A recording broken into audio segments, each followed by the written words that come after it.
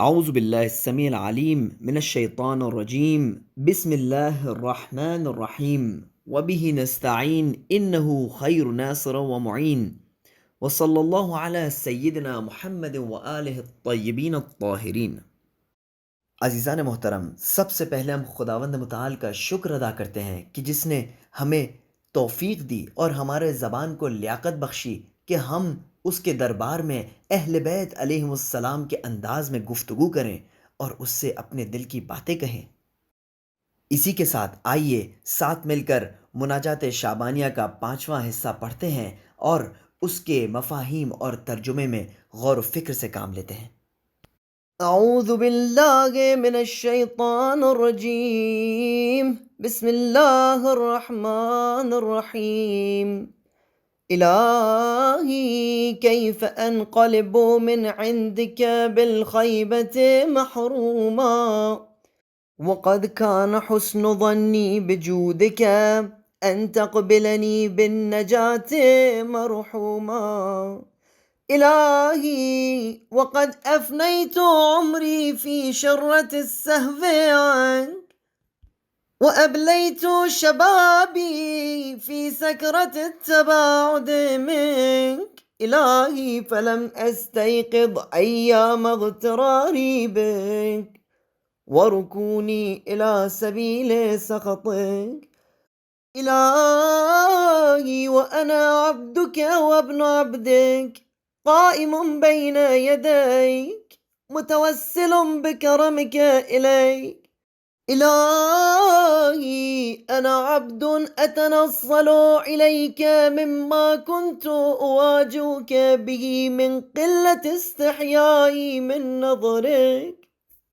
وأطلب العفو منك إذ العفو نعت لكرمك۔ إلهي لم يكن لي حول فأنتقل به عن معصيتك إلا في وقت أيقظتني لمحبتك،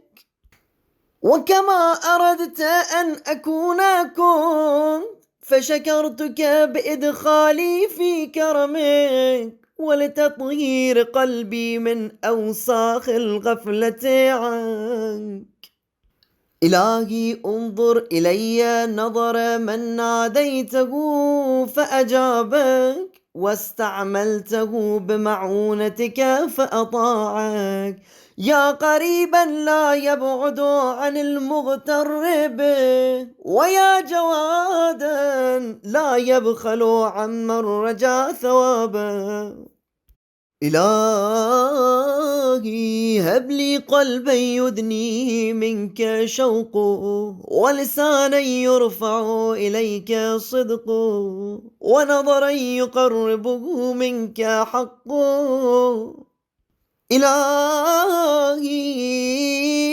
إن من تعرف بك غير مجهول ومن لاذ بك غير مخذول ومن اقبلت علیہ غیر مملوک۔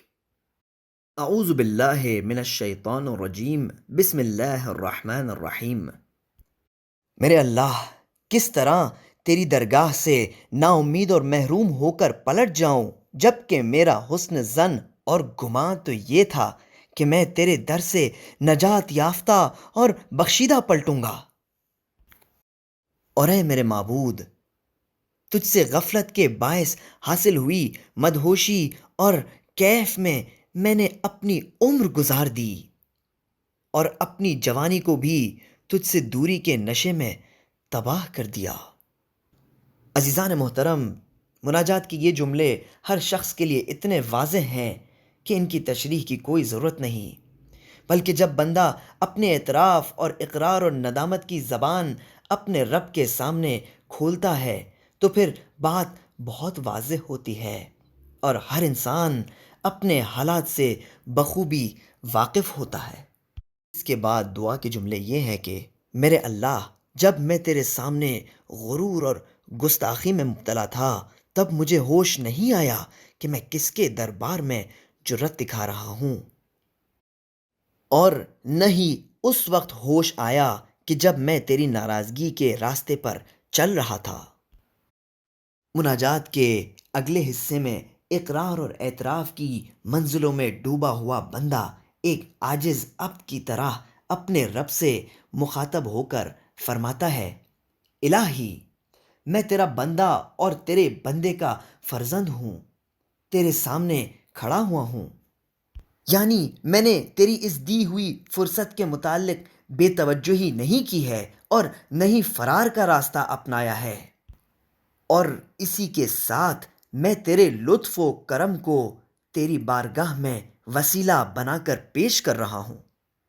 عزیزان محترم، یہ وہ جملات ہیں جو اہل بیت علیہم السلام کے دہان مبارک سے خداوند متعال کے محضر میں ادا ہوتے ہیں، اور اگر ہم اہل بیت کے اس انداز مناجات سے مانوس اور واقف نہیں ہیں تو اس میں ہمارے سوا اور کسی کا قصور نہیں، کیونکہ اہل بیت علیہم السلام نے ہمیشہ ہمیں خلوص اور محبت کے ساتھ تمام وہ راستے دکھائے ہیں کہ جو ہدایت کی طرف جاتے ہیں۔ اب اگر اس کے بعد بھی ہم اہل بیت علیہم السلام کے بتائے ہوئے راستوں سے بیگانہ ہو گئے تو اس میں صرف ہمارا قصور ہے۔ مناجات کے اگلے حصے میں ایسا معلوم پڑتا ہے کہ جیسے بندہ اپنے رب سے دوبارہ کوئی عہد و پیمان کرنا چاہتا ہے،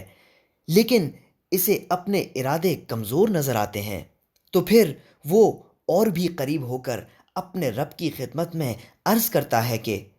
اے میرے رب، تو ہی میرے ان ارادوں کو پائیدار رکھ سکتا ہے، کیونکہ میں نے ایک بات ہمیشہ دیکھی ہے، اور وہ یہ ہے کہ گناہ اور معصیت سے اگر آج تک میں کبھی نجات حاصل کر سکا ہوں تو ایسا صرف اس وقت ہوا جب میرے دل میں تیری محبت جاگ اٹھی،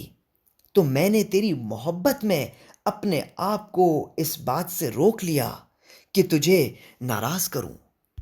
مناجات کے جملات یہ ہیں کہ خدایا، میں وہ بندہ ہوں کہ جو بہت برے حالات میں تھا اور بے حیائی کے سبب تیری گناہوں کا خیال نہیں کرتا تھا، لیکن اب میں نے اپنے آپ کو ان تمام حالات سے باہر نکال کر تیری خدمت میں پیش کیا ہے،